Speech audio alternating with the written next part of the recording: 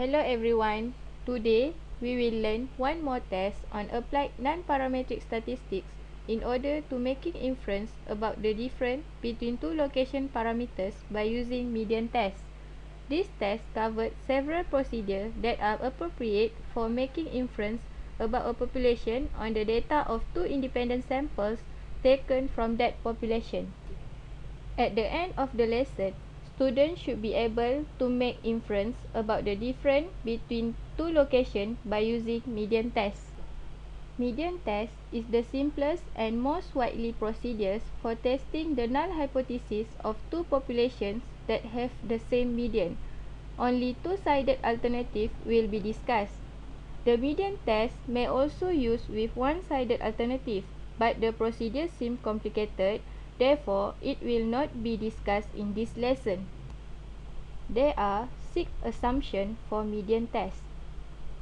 First, the data consists of two independent random samples, that is, x1, x2, x3 until xn, and y1, y2, y3 until yn. 2. The first sample is from a population with unknown median, that is, mx, and the second sample is from a population with unknown median, that is my. 3. The measurement scale employed is at least ordinal, which means we must use only ordinal, ratio, and interval. 4. The variable of interest is continuous. 5. The two populations have the same shape. Lastly, if the two populations have the same median, then for each population the probability P is the same then at observed value will exceed the grand median. Since only two-sided alternative will be discussed, the hypothesis for the test is H null is mx equal to my, H1 is mx is not equal to my. Step 1. State the hypothesis just like the previous slide. Step 2. Find the grand median from the sample values. When we arrange all the data in sample x and y, the median that we get is called grand median. Step 3. Classify each sample observation according to two criteria, whether it belongs to sample x or sample y, and whether it is above or below the compute sample median. Step 4. Draw the contingency table. Contingency table is used to show the relationship between sample x and y, either it above or below the grand median, where A is the number of observations from sample x falling above the median, B is the number of observations from sample y falling above the median, C is the number of observations from sample x falling below the median, while D is the number of observations from sample y falling below the median. N1 equal to A plus C, while N2 equal to B plus D, and the total N is equal to N1 plus N2. Step 5. Test the statistic by T equal to A over N1 minus B over N2. Divide by square root of P head times 1 minus P head times 1 over N1 plus 1 over N2, where P head equal to A plus B over N. Step 6. Make the decision based on the answer from test statistic and the value of alpha. For a given significant level, critical values of T correspond to values of Z obtained from standard normal curve area table.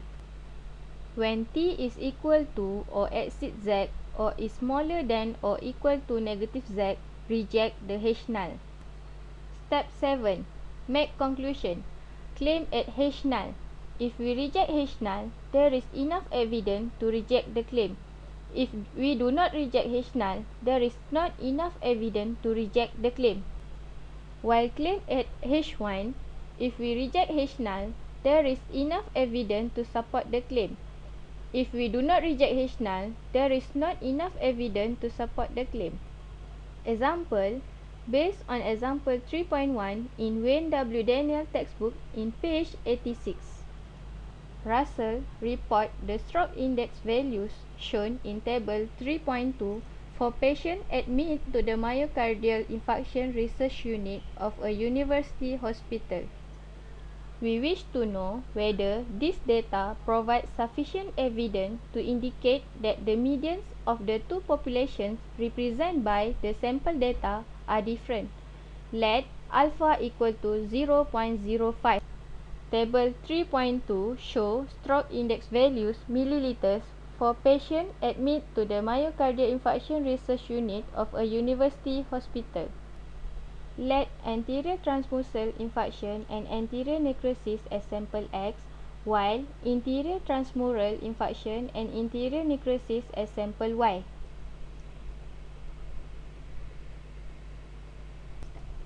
Step 1. Classify the sample observation as sample X and Y.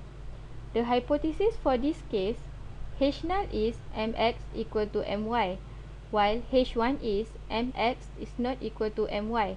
In this case, H1 is our claim. The assumption is this data consists of two independent random samples X and Y. Step 2. Find the grand median from the sample value and we get 25.5. Step 3. Find the sample of observation in each sample falling above and below the grand median. From sample X, the number of observation falling above the median, that is A, is equal to 12, while the number of observation falling below the median, that is C, is equal to 20. From sample Y, we get the number of observation falling above the median, that is B, is equal to 12, while the number of observation falling below the median, that is D, equal to 4. Step 4. Draw the contingency table. As we can see, the value of A we get 12, while the value of B equal to 12, the value of C equal to 20, the value of D equal to 4, N1 equal to 32, N2 equal to 16, and the total N is equal to 48. Step 5. Fill in the test statistic. Before that, we must find the value of P head that is equal to 0.50. When we substitute the value of P head in the test statistic, we get T is equal to negative 2.45. Step 6 is making decision. We are using standard normal distribution and the critical value are plus minus 1.96. Since negative 2.45 are in the critical region, so we reject the null hypothesis. To find the p-value, we need to refer to the normal distribution table. From the table, we find that negative 2.45 is equal to 0.4929. So, the p-value that we get is 2 times 0.5 minus 0.4929, that is equal to 0.0142. We times 2 because it is two-tailed case. Step 7 is making the conclusion. Since we reject the null hypothesis, we have enough evidence to support the claim that the two population medians are not equal. That's all from us. Thanks for watching. Bye.